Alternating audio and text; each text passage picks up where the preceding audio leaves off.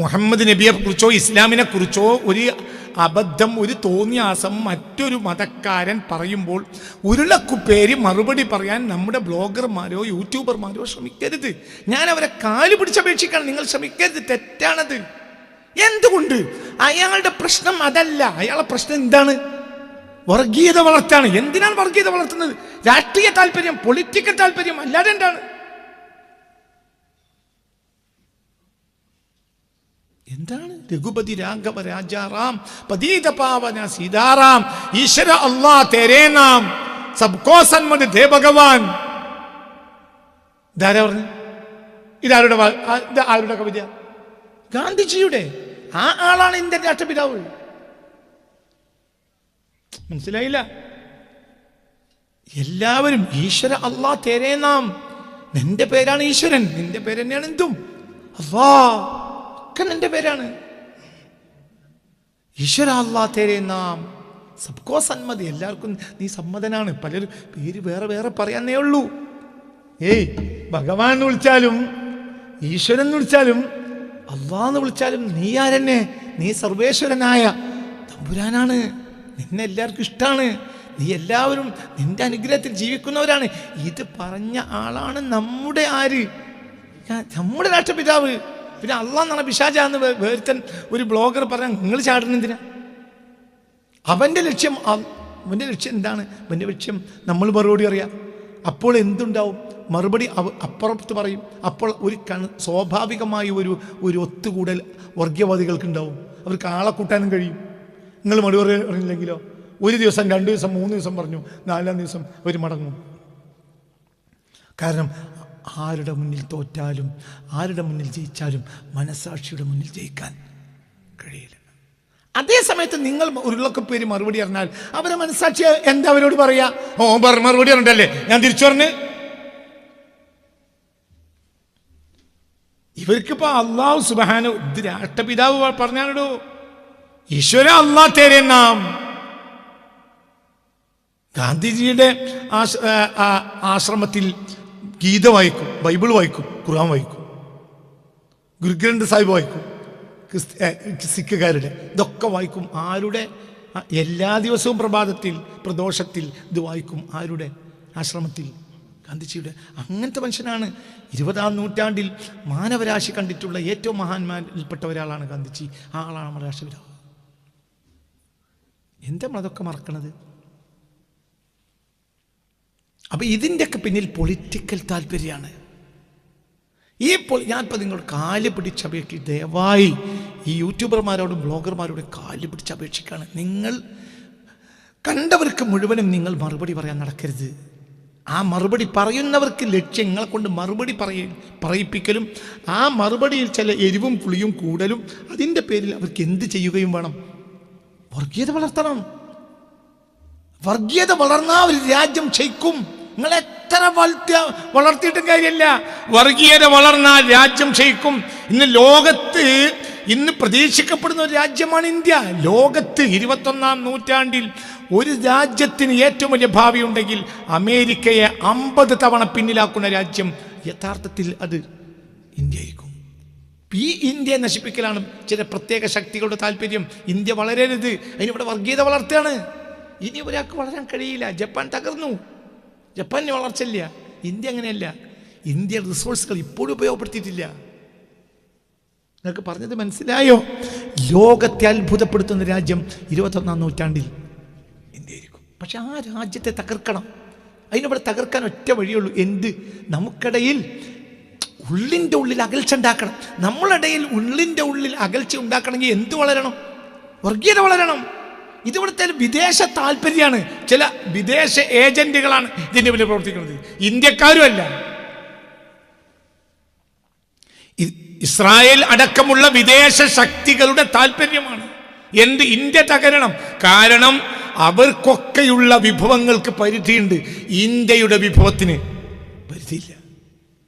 ഇന്ത്യയെ ജയിക്കാൻ ആർക്കും കഴിയില്ല. പക്ഷെ ആ രാജ്യത്തെ തകർക്കണം, അതിന് തമ്മിൽ അകറ്റണം, വർഗീയത വളർത്തണം, അല്ലെങ്കിൽ കഴിയില്ല. ലീഗും കോൺഗ്രസും തല്ലുകൂടിയാൽ ഒരു പരിധിയുണ്ട്. കോൺഗ്രസും കമ്മ്യൂണിസ്റ്റും തല്ലുകൂടിയാൽ ഒരു പരിധിയുണ്ട്. അതേ സമയത്ത് മതം എന്ന് പറഞ്ഞാൽ അത് കാൾ മാർക്സ് പറഞ്ഞില്ലേ മനുഷ്യനെ മയക്കുന്ന കറുപ്പാണ്. അതൊരു ഘട്ടത്തിൽ അങ്ങനെയാണ്. മതത്തിൻ്റെ പേരിലുള്ള ചാട്ടം മനുഷ്യനെ മയക്കുന്ന കറുപ്പ് തന്നെയാണ്. അതൊരു മതം അല്ലത്. മതത്തിൻ്റെ പേരിലുള്ള ചില ഹിംസ, മതത്തിൻ്റെ പേരിലുള്ള പക്ഷപാതിത്വം, അത് കറക്റ്റാണ്. മതമല്ല അത്. അവർക്ക് കാൾ മാർക്സിനോട് തെറ്റുപറ്റിയതാ. മതമല്ല, മതത്തിൻ്റെ പേരിലുള്ള പക്ഷപാതിത്വം, അത് മനുഷ്യ. ആ പക്ഷപാതിത്വം തടി കയറി കഴിഞ്ഞാൽ അത് കറുപ്പന്ന, അത് ചരസ, അത് MDMA.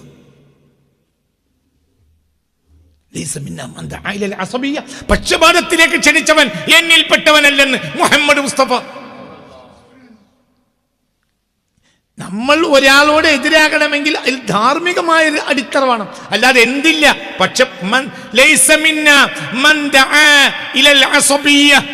പക്ഷപാതത്തിലേക്ക് ക്ഷണിച്ചവൻ എന്നിൽപ്പെട്ടവനല്ല. നിങ്ങൾക്ക് പറഞ്ഞത് മനസ്സിലായില്ലേ? അപ്പൊ നമ്മൾ പക്ഷപാതിത്വം കാണിക്കുക, പക്ഷപാതിത്വം വിളിച്ചു പറയാ. മതത്തിന്റെ പേരിലുള്ള പക്ഷപാതിത്വം കൊന്നാലും തീരൂല. കൊന്നാലും പിന്നെ കഷ്ണങ്ങളാക്കാൻ തോന്നും. കൊന്നാൽ തീരൂല. മതത്തിന്റെ പേരിൽ മനുഷ്യർ തമ്മിൽ ഇടഞ്ഞാൽ പിന്നെ കൊല്ലലും അല്ല, കൊന്നാലും ദേഷ്യം തീരൂല. അങ്ങനത്തെ ഒരു സാധനം ഉണ്ടെങ്കിൽ പക്ഷപാതിത്വ പ്രശ്നമാണ്. എന്താണ് ഇപ്പോൾ സുഡാനിലെ അടിസ്ഥാന പ്രശ്നം? എന്താ അടിസ്ഥാന പ്രശ്നം? ഞാൻ പറഞ്ഞുതരാം. എന്താ പ്രശ്നം? അറബ് ദേശീയത. അറബി സംസാരിക്കുന്ന സുഡാനികളും തദ്ദേശ സുഡാനികളും അടിസ്ഥാനപരമായി അവിടുത്തെ ലോക്കൽ ഭാഷ സംസാരിക്കുന്ന സുഡാനികളും തമ്മിലുള്ള പക്ഷപാതിത്വമാണ് പ്രശ്നത്തിൻ്റെ വംശീയതയുടെ അടിസ്ഥാനം. അതിൻ്റെ പിന്നിലാരാ? അറബ് താല്പര്യം. മനസ്സിലായില്ല? ഇത് ഇന്നൊന്നും തുടങ്ങിയതല്ല, അത് ദീനല്ലേനും. അപ്പോൾ അറബ് സംസാരിക്കുന്നവർക്ക് തോന്നാണ് ഞങ്ങൾ മഹാന്മാരാണ്, ആരെക്കാൾ മറ്റൊരെക്കാൾ ഒരു 2ാം നമ്പറാണ്. ഒരു അറബ് റവല്യൂഷൻ നിങ്ങൾക്ക് മനസ്സിലാക്കണം, വളരെ ചിന്തിക്കണം. പാൻ അറബിസം അതിപ്പോൾ ഇവിടെയും കൊണ്ടുവരുന്നുണ്ട്. പാൻ അറബിസം അത് തെറ്റാണ്, അത് ഇസ്ലാമല്ല. അറബ് പക്ഷപാതിത്വം. ലാ ഫദ്ല ലിൽ അറബിയ്യി അലൽ അജമിയ്യി. അല്ലാഹുവിൻ്റെ ഹബീബ് പറഞ്ഞു, അറബിക്ക് അനറബിയേക്കാൾ യാതൊരു ഫദ്ലും ഇല്ല. ഇതെന്ത് പറയാൻ കാരണം? പിൽക്കാലത്ത് ഈ പ്രശ്നം വരും. സുഡാനിലെ പ്രശ്നത്തിന് ഞാൻ പറഞ്ഞല്ലേ, സുഡാനിൽ ഒരു അറബ് രാഷ്ട്രം ഇടപെട്ടാണ് പ്രശ്നങ്ങൾ ഉണ്ടാക്കുന്നത്. ഈ പ്രശ്നങ്ങൾ ഉണ്ടാക്കുന്നത് അവിടെ ഒരു അടിസ്ഥാനമാണല്ലോ. ഇപ്പൊ എന്തിനും ആണല്ലോ ഒരു അടിസ്ഥാനം. ആ അടിസ്ഥാനം എന്താ? 2 വിഭാഗം. ഏതാണ് വിഭാഗം? 1 പറയേ, അറബ് സംസാരിക്കുന്ന മുസ്ലിങ്ങൾ. 2 അറബ് സംസാരിക്കാത്ത, സംസാര ഭാഷയല്ലാത്ത മുസ്ലിങ്ങൾ. ഇവർ തമ്മിലുള്ള പ്രശ്നം. ഇതാണ് അടിസ്ഥാന പ്രശ്നം. അപ്പോൾ ഒരു അറബ് ദേശീയത വളർത്തുക, പാൻ അറബിസം. ഒരു അറബ് സംസാരിക്കുന്നവരുടെ ഒരു പ്രത്യേകത, അവരുടെ ഒരു കൺസോൾട്ടേഷൻ, അവര് വലിയ മഹാന്മാരാണെന്ന് അവരുടെ ധാരണ. ഇത് ദീനാണോ? എന്തിനാ ഹബീബ നബി? ഒരു വിഭാഗീയതയും നല്ലതല്ല കുട്ടികളെ. ഒരു വിഭാഗീയതയും നല്ലതല്ല. ഒരു വിഭാഗീയതയും നല്ലതല്ല. എല്ലാ വിഭാഗീയതയുടെയും അടിസ്ഥാനം അവസാനം ഖേദായിരിക്കും. എല്ലാ വിഭാഗീയതയുടെ അടിസ്ഥാനവും അവസാനം ഖേദ. അതെല്ലാം മതവും അത് പറയുന്നുണ്ട്. കുരുക്ഷേത്രം കഴിഞ്ഞ്, കുരുക്ഷേത്രത്തെ ജയിച്ചടക്കി എല്ലാം കഴിഞ്ഞ് അധികാരം കൈവന്നതിന് ശേഷം പഞ്ചപാണ്ഡവന്മാർ കൈലാസം തേടിപ്പോകുന്നതിനടുത്താണ് ഗീത അവസാനിക്കുന്നത്. അത് അവിടെ മഹാഭാരതം അവസാനിക്കുന്നത്. അവർ പിന്നെ കൈലാസം തേടിപ്പോകുക, അധികാരം കിട്ടി, പക്ഷെ അവർക്ക് കഴിയുന്നില്ല. എന്തുകൊണ്ട്? 10,000-കണക്കായ മനുഷ്യരെ കൊല ചെയ്തിട്ട് കിട്ടിയതാണ് ഇവിടെ അധികാരം. എന്നാൽ അവർ നല്ലവരല്ലേ? നല്ലവരെന്നെ. മനസ്സിലായില്ല? ഇതിഹാസങ്ങൾ പരിചയപ്പെടുത്തുന്ന ഒരു നല്ല വിഭാഗം തന്നെയാണ് പഞ്ചപാണ്ഡവന്മാർ. പക്ഷേ ഈ പഞ്ചപാണ്ഡവന്മാർക്ക് അധികാരം കിട്ടുന്നതിൻ്റെ പിന്നിൽ എന്താണ് ഉണ്ടായത്? 10,000-കണക്കിന് എന്നല്ല, ലക്ഷക്കണക്കായ ആളുകൾ കൊല ചെയ്യപ്പെട്ടു. എന്നിട്ട് അധികാരം കിട്ടി. പിന്നെ ആ അധികാരം അവർ വലിച്ചെറിഞ്ഞു, പിൻഗാമികളെ ഏൽപ്പിച്ചിട്ട് പോവുക. അങ്ങനെ പോവുക. ആ ഭാഗത്ത്, അവസാന ഭാഗത്ത് എന്താ പറയുക,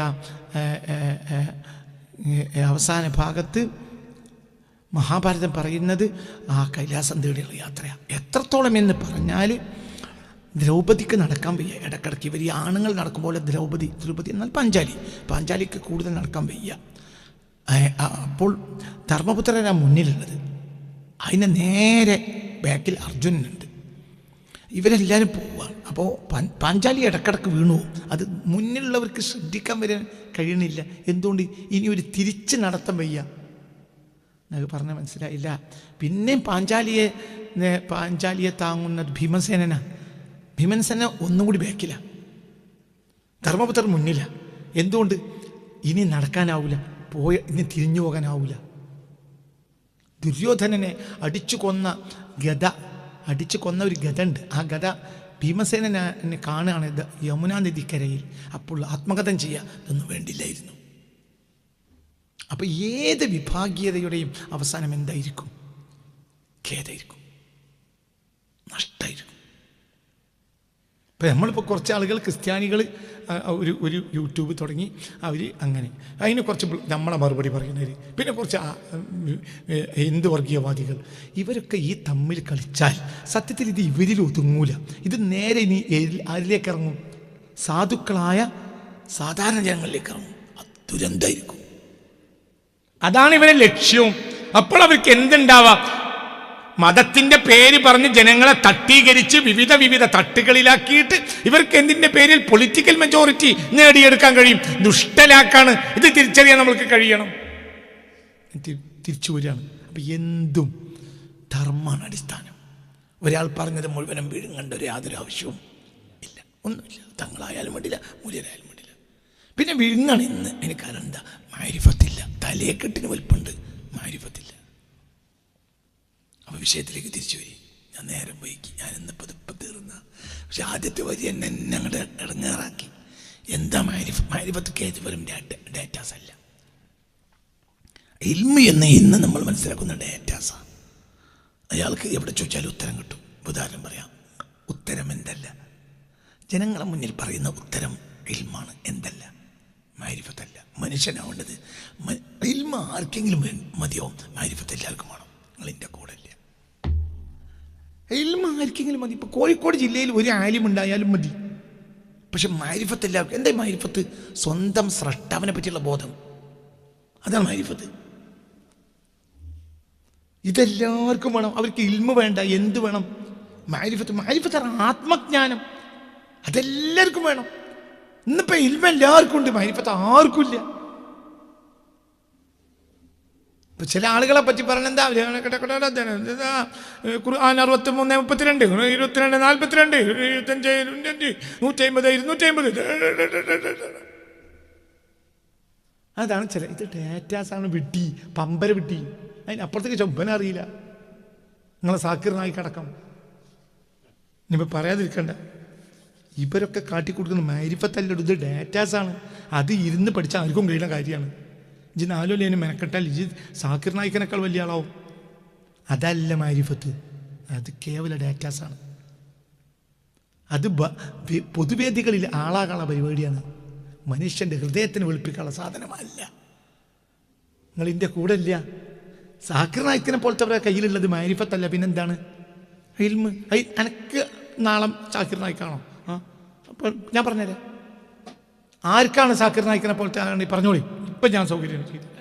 ആർക്കാണുള്ളത്? അത് ഈ ഖുർആൻ 21, 32, 42, 42, 42, 52 ഇതാണ് പഠിച്ചാൽ ഇതെന്തായി? ഇത് കുറച്ചെല്ലാം ഇരുന്നിച്ച് പഠിക്കേണ്ടി 2, 3, 4 കൊല്ലാണ്ട് പഠിച്ചാൽ അതിനനുസരിച്ച് കുറച്ച് ചവനപ്രാശം, നെല്ലിക്ക, കഷായക്കർ കുടിച്ച് ബുദ്ധിശക്തി അല്ല, എന്ത് കോത്ത് ഹാഫിള, മെമ്മറി പവറൊക്കെ കുറച്ച് കൂട്ടിയാൽ അത് ഇൽമാനട പൊട്ട. അതെന്തല്ല? മാരിഫത്തല്ല. മാരിഫത്ത് സ്വന്തം സ്രഷ്ടാവിനെ തനിക്ക് ബോധ്യപ്പെടലാണ്. ആ മനുഷ്യൻ്റെ മുഖത്തേക്ക് നോക്കിയാൽ വേറെ അല്ലദീന. അത് ആരിഫീങ്ങളാരാ? അല്ലദീന ഒരു വിഭാഗമാണ്. അവരെ കണ്ടാൽ തന്നെ അള്ളാഹുവിനെ ഓർമ്മ വരും. മറ്റൊന്ന് വാദപ്രതിവാദം ഓർമ്മ വരും. ഒരു വിഭാഗം അവരെ കണ്ടാൽ ആരെ ഓർമ്മ വരും? അല്ലാഹ്. അതിനെ മാരിഫത്ത്. അവരെ കണ്ടാൽ അള്ളാഹുവിനെ ഓർമ്മ വരും. തന്നെ അത് പണിയാണ്. അതിന് വേണ്ടി എന്തൊരു ആറ്റാസ് അല്ല, അതിനായി ത്യാഗം ചെയ്യണം. അത്രത്തോളം ത്യാഗം ചെയ്താൽ കിട്ടുന്നതാണ് എന്ത്? മാരിഫത്ത്. ഇൽമിന് ത്യാഗം ചെയ്യേണ്ട ആവശ്യമില്ല, ഇരുന്ന് പഠിച്ചാൽ മതി. കുറച്ച് കൂടുതൽ പഠിക്കുക. ആർക്കും നമ്മളെ കുട്ടികളെ പോലെ ഇപ്പം ഞാൻ പറഞ്ഞു ഇങ്ങനെ ഇൽമ കിട്ടണ മനസ്സിലായില്ല, അത്രയൊന്നും പഠിക്കണ്ട.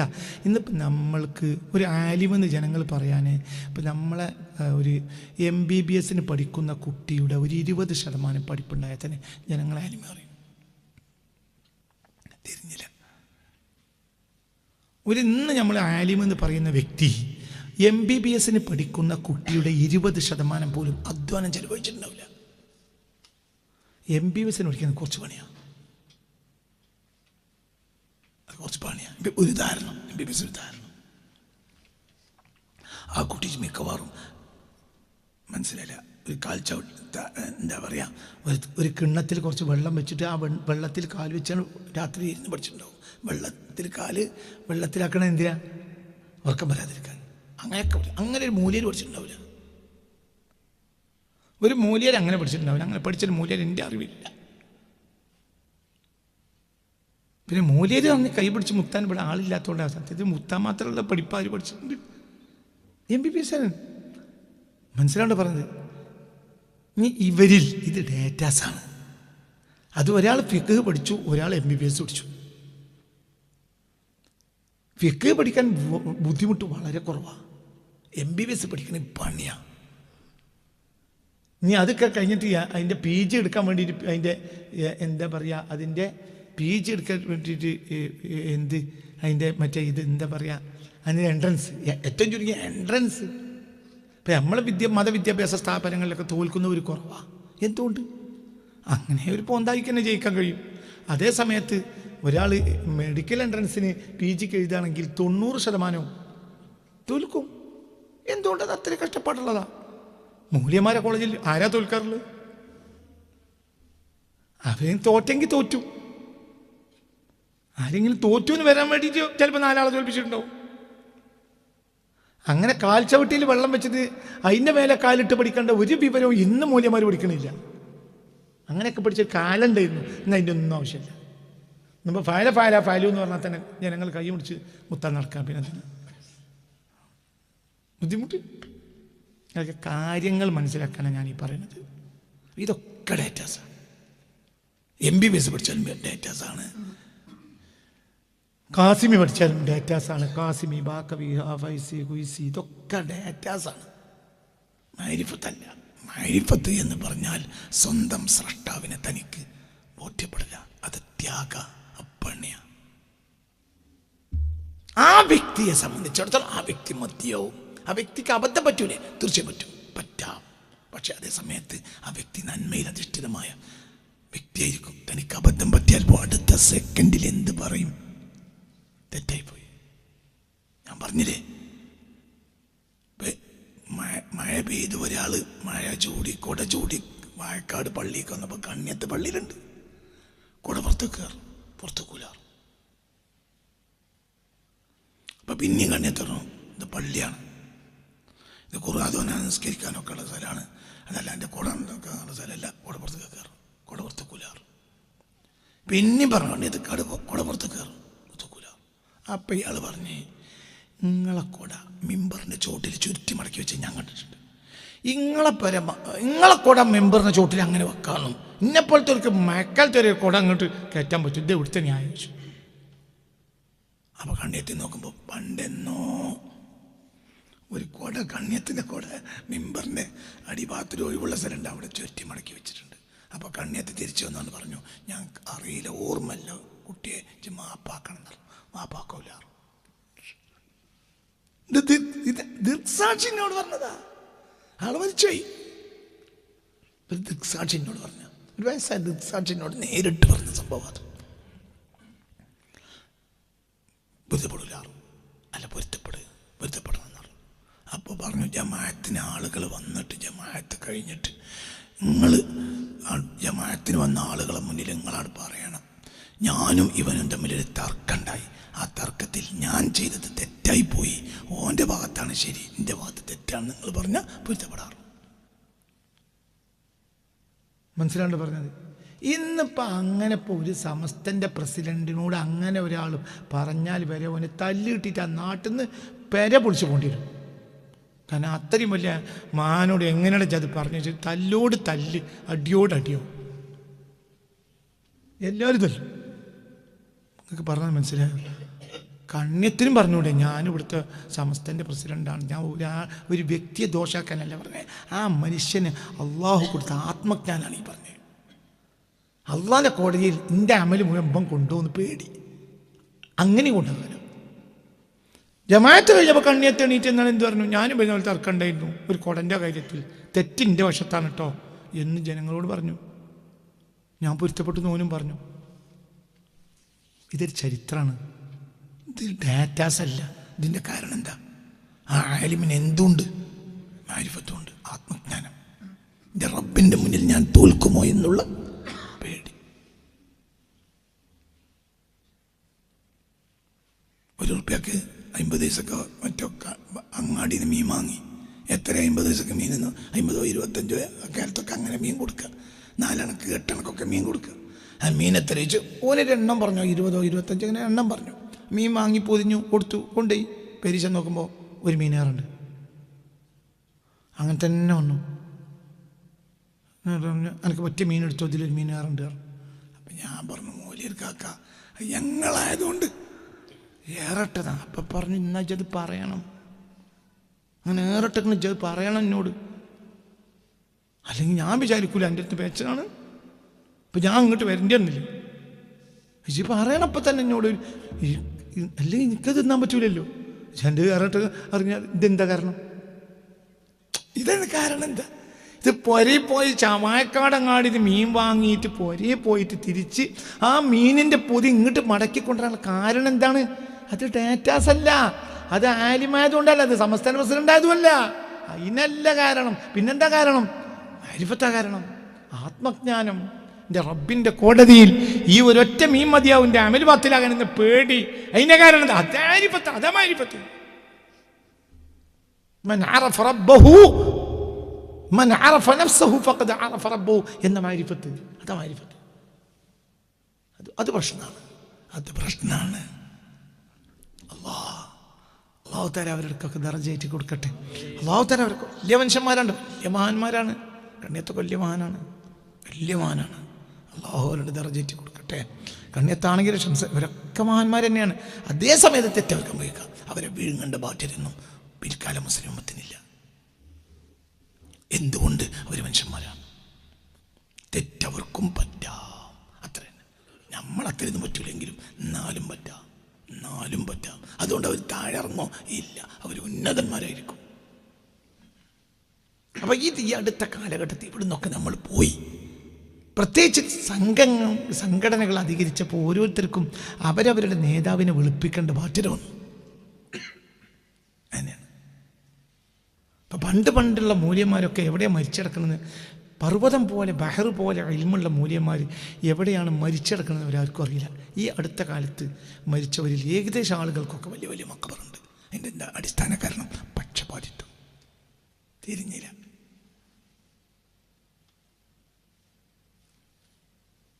മനസ്സിലായില്ല. ഇപ്പം നമ്മൾ ഈ പഴയ പള്ളിപ്പറമ്പ് ചെന്ന് നോക്കിയാൽ ലോകം കണ്ട മഹാപണ്ഡിതന്മാർ കിടക്കുന്നുണ്ട് അവിടെ. ആ ഖബറിൻ്റെ അവിടെ മീസാൻ കല്ല് കുത്തിയിട്ടുണ്ടെങ്കിൽ തന്നെ നമ്മൾ പോയി കഷ്ടപ്പെട്ട് പരിശോധിക്കണം ആ പേരൊന്ന് കണ്ടുപിടിക്കാൻ. നമ്മളൊന്ന് ആലോചിച്ച്. നമ്മളിപ്പോൾ കേരളത്തിലാകെ തപ്പി നോക്കിയാൽ, ഈ മക്ബറയൊക്കെ ആദരിക്കണ കേരളത്തിലാകെ തപ്പി നോക്കിയാൽ എത്ര മക്ബറുണ്ട്? ഇത്ര മഹാന്മാർ ഇവിടെ ഉള്ളൂ. പഠിച്ചോനെ, ഇവർക്കൊരു അന്തം കൊടുക്കണമേ റബ്ബേ, അന്തം കൊടുക്കണോ, അന്തം തലക്ക് കൊടുക്ക്. ഈ കേരളമാകെ നമ്മൾ പരിശോധിച്ച് നോക്കിയാൽ എത്ര മക്ബറ ഉണ്ടോ? കെട്ടിപ്പൊക്കിയ മക്ബറ കെട്ടിപ്പൊക്കാൻ പാടില്ല എന്നാണോ നിങ്ങൾ പറഞ്ഞത്? അല്ല മോനെ, ഒന്നല്ല ഞാൻ പറഞ്ഞത്. കെട്ടിപ്പൊക്കപ്പെടേണ്ട, ഇന്ന് കെട്ടിപ്പൊക്കപ്പെട്ട മക്ബറയേക്കാൾ മഹാന്മാരായ 10,000-കണക്കിന് മഹാന്മാർ കെട്ടിപ്പൊക്കാതെ കിടക്കുന്നുണ്ട്. എന്താ കാരണം? അക്കാലത്ത് സംഘങ്ങളോ പക്ഷപാതിത്വ വിഭാഗങ്ങളോ അവരെ പിന്നാലെ ഉണ്ടായിരുന്നില്ല. അപ്പം പള്ളിക്കാട്ട് കൊണ്ടുപോയി മറവ് ചെയ്ത് പോകുന്നു. ഇപ്പം അങ്ങനെയല്ല. ഇപ്പം നമ്മളെ നേതാവ് മഹാനാണെന്ന് മരിച്ചാലും തെളിയിച്ചാലല്ലേ നമ്മൾ ഈ പക്ഷത്ത് നിൽക്കുന്നതിന് ന്യായം ഉണ്ടാവുള്ളൂ. തിരിഞ്ഞിട്ടില്ല. അപ്പോൾ ഈ ലോക്കൽ മൂല്യരെ പറ്റി ഈ കുത്തുബുൽ അക്താബ് അതിനെപ്പറ്റി ഇമാം ഷാഫി ഇമാമിൻ്റെ കാലത്താണെങ്കിൽ മൂപ്പര് മദ്ഹബിൻ്റെ ഇമാമാവുമായിരുന്നു എന്നിവരെ പോന്തായേ ഇജ എൻ്റെ തൊള്ളുകൊണ്ട് പറയും. അങ്ങനെ പറയുന്നവർ ഞാൻ കേട്ടിട്ടുണ്ട്. എന്താ കാരണം? പക്ഷപാതിത്വം.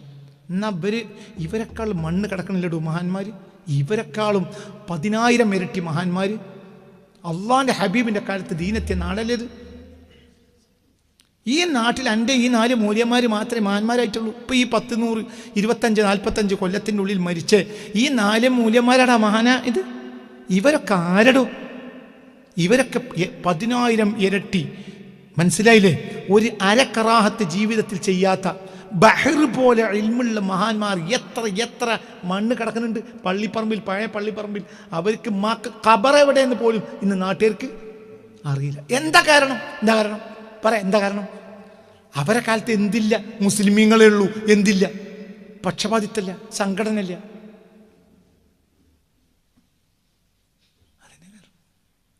അത്ര തന്നെ. അപ്പൊ ഇന്ന് ഉയർന്നു വരുന്ന വലിയ വലിയ ഖബറുകളെല്ലാം പക്ഷപാതിത്വത്തിൻ്റെ ഉദാഹരണങ്ങൾ മാത്രമാണ്. അതൊന്നും നന്മയില്ല, ഒന്നും നന്മയില്ല. ഇപ്പൊ മൂല്യന്മാരെ മരിച്ചാൽ വേഗം പരില മറവിയും. ഇനി മുഴുവനും അതായി മാറും. ഇപ്പൊ ഈ അടുത്ത കാലത്ത് മരിച്ച 2 ആളെ പൊരയിൽ മറവിയിടും. എന്തേ പണ്ടുള്ളവരൊക്കെ പരില മറവിയിടുന്നു. ഇനിയിപ്പോൾ അതൊരു ട്രെൻഡായി മാറും. എന്ത് ഒരു പറയടോ ആ പൊരയിൽ മറവിയ. ഈ അടുത്ത കാലത്ത് ഈ അടുത്ത കാലത്ത് മരിച്ചുപോയ 2 പ്രധാനപ്പെട്ട ആളുകളെ അവരെ പരില മറവിയത്. അതിൻ്റെ ആളുകൾ പോയി പറയാണ് വസിയത്ത് ചെയ്യ്. ഒരു വസിയത്ത് ചെയ്തെന്ന് നിങ്ങൾക്ക് അഭിപ്രായമില്ല കേട്ടോ. അവരൊക്കെ നല്ല മനുഷ്യന്മാരാണ്, അവരൊന്നും വസിയത്ത് ചെയ്യൂല. പക്ഷെ വസിയത്ത് ചെയ്തു എന്നതിൻ്റെ പേരിൽ പൊരയിൽ എന്ത് അടിസ്ഥാനത്തിലാണ് അവർ വസിയത്ത് ചെയ്യുന്നത്? എന്തിനാലും അവരൊക്കെ അതിന് മാത്രം യോഗ്യന്മാരാണോ? അങ്ങനെയാണെങ്കിൽ ആ പള്ളിക്കാട്ട് കിടക്കണ അള്ളാൻ്റെ കോടതിയിലേക്ക് നാളെ വിളിക്കണം. പറ്റും ആരെ വരെ മുന്നിലുണ്ടാകുക? ഈ പൊരയിൽ മറവി ചെയ്ത ആളുകളൊക്കെ ആരുടെ അവരൊക്കെ? ഈ പള്ളിപ്പറമ്പിൽ അവരെ ഖബറിനൊരു മീസാങ്കല്ലില്ല. അവരെ ഖബറിൽ പിന്നാലിന് ആളുടെ ഖബറാന്നൊരു എഴുതി വെച്ച് നിങ്ങൾക്ക് മനസ്സിലാക്കി കുട്ടികളെ. നിങ്ങൾ ഇതിൻ്റെയൊക്കെ അടിസ്ഥാന കാരണം എന്താ? പക്ഷപാതിത്വ സംഘടന. ഇതൊന്നും നന്മയില്ല. ഇനിയിപ്പോൾ പുറത്ത് പള്ളിക്കാട്ടിലൊന്നും മൂല്യന്മാരെ കിട്ടൂല. മൂല്യന്മാരൊക്കെ ഇനി എവിടേക്ക് മടങ്ങും? പെരീക്ക്. അതിനവിടെ ഒരു നിർച്ചപ്പെട്ടിയും പറ്റി ഒരു എന്താ പറയുക, അതിന് ഖുർആൻ ഓതുന്നവരും മറ്റോരും മറിച്ചോരും ആരട്ടവരൊക്കെ. ഈ 21-ാം നൂറ്റാണ്ടിലെ ഈ ദുനിയാവിൻ്റെ സാധനം തിന്ന് കാട്ടിച്ച് നടന്നിരുന്ന ഇവരൊക്കെ ആരട? 4 ദിക്ർ ചൊല്ലുന്ന ഇവരൊക്കെ വലിയ മഹാന്മാരാകും. എവിടുത്തെ മാനടയങ്ങൾ? ഞാൻ പറയണില്ല ഇവരൊന്നും കാര്യങ്ങൾ. ഈ സാധുക്കളെ അതിന് ഉത്തരവാദിയാവില്ല. ഇവരെ തൊള്ളയിൽ നിന്ന് ഇങ്ങോട്ട് ചാടിക്കും. എന്നിട്ട് മരിച്ചതിൻ്റെ പിറ്റേന്ന് പറയും വസിയത്തിൻ്റെ പേരിൽ മറവ് ചെയ്യണം. ആ മനുഷ്യന്മാരെ തൊള്ളയിൽ നിന്ന് മാന്തിയിട്ടുണ്ടാവും. ഇല്ലെങ്കിൽ മനുഷ്യന്മാരങ്ങനെ പറയില്ല. അവരത്ര മോശമൊന്നുമല്ല. ഇനിയിപ്പോൾ ഇത് ഖിയാമത്ത് നാൾ അടുക്കാൻ പോവുകയാണ്. ഇനി മിക്കവാറും മൂല്യന്മാരെ എവിടേക്ക് കിട്ടൂല? പള്ളിപ്പറമ്പ് കിട്ടൂല. ഒക്കെ പെരീക്കണം. എന്നിട്ട് അവരെ വെള്ളിയാഴ്ച തിങ്കളാഴ്ച ഒക്കെ കുറച്ച് ദിക്റും പാട്ടും ചാട്ടും, പിന്നെ അത് ഒരു മജ്‌ലിസ് 100, മജ്‌ലിസ് 200, അതും പിന്നെ കുറച്ച് ബിരിയാണിയും നെയ്ച്ചോറൊക്കെ വെക്കലും. അങ്ങനെയൊക്കെ ദീനാണ് നഴിപ്പിക്കും. ഇവരെ ലക്ഷ്യം സുന്നത്യമായിട്ടൊന്നുമല്ല. സുന്നത്യമായിട്ട് പറഞ്ഞാൽ മാക്കബറയിൽ മുണുങ്ങലല്ലേ എന്നായി. അതെന്ത് ദീൻ? അതാണോ ദീന് എന്ന് വിചാരിച്ച്? സുന്നത്യമായിട്ട് എന്താ മാക്കബറയിൽ പോയിട്ട് മുണുങ്ങ്? അതാണോ ദീന്? സുന്നത്യമായിട്ട് പറഞ്ഞാൽ ഫത്തുൽ മൊയിനിൽ എടുത്തു വെച്ചാൽ അതന്നെയാണ് അതിൻ്റെ ഫിഖ്. ഷർലൊക്കെ എടുത്തോക്ക് അതന്നെയാണ് അഖീദ. അതിന് മക്ബറയെ കൊണ്ട് പിന്നെ മീൻ പൊള്ളിച്ച് തിന്നേണ്ട ആവശ്യമൊന്നുമില്ല. നല്ലോണം നിങ്ങളിത് മനസ്സിലാക്കണം. പഠിച്ചോ, ഞാൻ അത് പറയാൻ വന്നതല്ല, ഇത് നാവുന്നത് വന്നാണ്. ഇതൊക്കെ തോന്നിയാസം. ഇനി അങ്ങനെ പോയാൽ ഈ ഒന്നും അല്ലാത്ത ഇവരൊന്നും അത്ര വലിയ ആളുകളും അല്ല. ഇവരെ കയ്യിലൊന്നും ഒരു വിവരവും ഇല്ല. ഇന്നത്തെ അസുകൾ അസു എൻ്റെ വല്യമ്മ പറയും ഓന് അസുവാണെന്ന് പറയും. അതിന് ഒന്നുമില്ലാത്ത അലിഫിൻ്റെ ഫുള്ള് വിവരമല്ല. അലിഫിൻ്റെ ഒരു പൊളി, അലിഫിനെ ഒരു 10 12 പൊളിച്ചാൽ അതിൻ്റെ ഒരു പൊളിൻ്റെ വിവരം പോലും ഇല്ലാത്ത മൂല്യന്മാരെയാണ് ഈ മക്ബറകൾ, ഈ പരീഖ് മറവിയാണ്. അതിൻ്റെ വിവരമൊന്നും ഒരിക്കില്ല. അത്ര വലിയ ഉസ്താദുമാരും അല്ല. ഇന്നത്തെ കാലത്ത് പോലൊക്കെ വലിയ ഉസ്താദുമാരായി തോന്നുന്നുണ്ടാവും. അതേ സമയത്ത് മുസ്തഫ നബി സല്ലല്ലാഹു അലൈഹി വസല്ലമയുടെ കാലത്ത് ദീനെത്തിയ ഈ കേരളത്തിൽ ഇമാം നവവിനെ പോലത്തെ മഹാന്മാരുണ്ടായിട്ടുണ്ട്. ഇമാം നവവിനെ പോലത്തെ മഹാന്മാർ ഇവിടെ ഉണ്ടായിട്ടുണ്ട്. എത്ര വലിയ മഹാന്മാർ! എന്താണ് അവരൊക്കെ എവിടെ കിടക്കണത്? അതുപോലെ നമുക്കറിയില്ല. എന്നൊക്കെ പറഞ്ഞത് മനസ്സിലായില്ല. അതുപോലെ അവരെവിടെയാ കിടക്കണത് അത് നമുക്കറിയില്ല. അവർക്കാരാ മക്ബറ ഉണ്ടാക്കിയത്? ആരും ഉണ്ടാക്കിയിട്ടില്ല. എന്തുകൊണ്ട് മക്ബറ ഉണ്ടാക്കിയില്ല? അവര് മരിച്ചപ്പോൾ, അത്രയും വലിയ ആലിമീങ്ങൾ മരിച്ചപ്പോൾ ആ ശിഷ്യന്മാരും നാട്ടുകാരും ഒരുമിച്ചുകൂടി മറവ് ചെയ്തു. മറവ് ചെയ്തെന്നപ്പോൾ ഈ ശിഷ്യന്മാർ പറഞ്ഞോ ഇതിനൊരു താജ്മഹലിനേക്കാൾ വലിയൊരു കെട്ടിടം കെട്ടണം എന്ന് ശിഷ്യന്മാർ പറഞ്ഞു. ഇല്ല, ഈ ഉസ്താദിന്റെ ഉസ്താദ് മരിച്ചോടത്ത് ഈ ശിഷ്യന്മാർ കൂടിയിട്ടുണ്ട്. അതേതോ വെളിപ്പറമ്പ് കിടക്കാണ്. പിന്നെ ഇപ്പൊ ഈ ഉസ്താദിനേക്കാൾ വലിയൊരു മക്ക വരട്ടാൻ പാടില്ലല്ലോ. എന്നൊക്കെ പറഞ്ഞത് മനസ്സിലായോ? ഈ ജാതി കുറച്ച് തൊരീക്കത്തിയാരും ഇപ്പൊ എല്ലാ തരിയുള്ള കത്തും തരില്ലാത്ത കത്തിനും ഒക്കെ എന്ത് വേണമെന്നറിയും. നമ്മളെ കൂട്ടുകാർ വലിയ കൂട്ടുകാരാന്ന് വരണം. അതാണ് തരി കത്തും തരില്ലാത്ത കത്തും ഒക്കെ. തരി ഉണ്ടായാലും വേണ്ടില്ല, മനസ്സിലായാലും പുട്ടിന് പൊടിച്ചാലും വേണ്ടില്ല, വെള്ളപ്പത്തിന് പൊടിച്ചാലും വേണ്ടില്ല. പുട്ടിനാണെങ്കിൽ കുറച്ച് തരി ഉണ്ടാവും. അപ്പൊ ഏത് തരിയുള്ള കത്തും തരില്ലാത്ത കത്തും നമ്മളെ നാട്ടിലേക്ക് നമ്മളിപ്പോൾ ഈ കാട്ടിക്കൂട്ടുന്നതെല്ലാം തരിയുള്ള കത്താണെങ്കിൽ വേണ്ട, തരില്ലാത്ത കത്തായാലും വേണ്ടില്ല, നമ്മൾ ഈ കാട്ടിക്കൂട്ടുന്നത് നമ്മുടെ താല്പര്യങ്ങൾ മാത്രമാണ്. അത് ദീനല്ല. ഞാൻ പറഞ്ഞപ്പോൾ പറഞ്ഞു എന്തതിനൊക്കെ കാരണം പക്ഷപാതിത്വം. ഇത് ലോകാവസാനത്തിൻ്റെ അടയാളം. അലിഫിൻ്റെ ബായിൻ്റെ മൂഡ് അറിയാത്ത മൂല്യന്മാരെ മക്ബറയിൽ സ്വന്തം പെരയിൽ മറവ് ചെയ്ത് അലിഫിൻ്റെ മൂഡ് അറിയില്ലടാ പിന്നെ സ്വന്തം പെരയിൽ മറവ് ചെയ്ത ഇവർക്ക് അലിഫിൻ്റെ മൂഡ് അറിയില്ലടാ എന്നായി. എന്നിട്ട് ഓരോ വലിയ കോത്താമ്പേറ്റ് അത് ആ സാധുക്കൾ പറഞ്ഞിട്ടുണ്ടാവൂല. പിന്നെ തൊള്ളേന്ന് വലിച്ചെടുത്തായിരിക്കും. ആര്? ഇതാ പക്ഷപാതികൾ.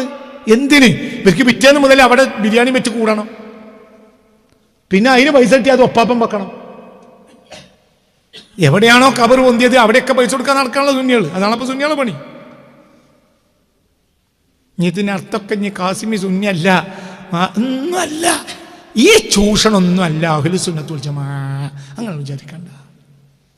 നമുക്ക് പറയിൽ പൈസ കൊടുത്തു നല്ല കാര്യം തന്നെ. എണ്ണ കൊടുത്തൂടെ കൊടുക്കുക, ഒക്കെ നല്ല കാര്യമാണ്. അതല്ല ഞാൻ ഈ പറയുന്നത്. ഇന്നത്തെ ആളുകൾക്ക് വേണ്ടി ഈ കാട്ടിക്കൂട്ടുന്നത് മനസ്സിലാണല്ലേ, അതൊക്കെ തോന്നിയാസാണ്. അതിൻ്റെയൊക്കെ പിന്നിൽ അടിസ്ഥാനം സംഘടനാ താല്പര്യങ്ങൾ മാത്രമാണ്. ഇവർക്ക് മാരിഫത്തും കിട്ടിയിട്ടില്ല. മാരിഫത്ത് കിട്ടിയിട്ടുണ്ടെങ്കിൽ ഇങ്ങനെ കണ്ടാൽ പോരാ.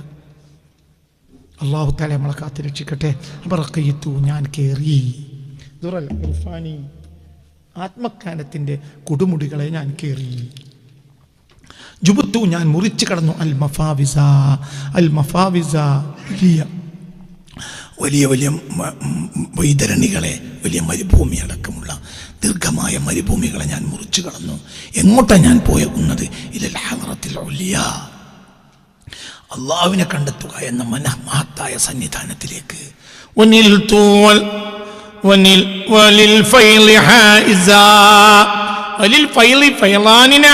ഒരുമിച്ച് കൂട്ടുന്നവനായ നിലയിൽ വളരെ ചിന്തിക്കണം. വലിയ വലിയ മശായിഖുമാരെയൊക്കെ ചെയ്യാം.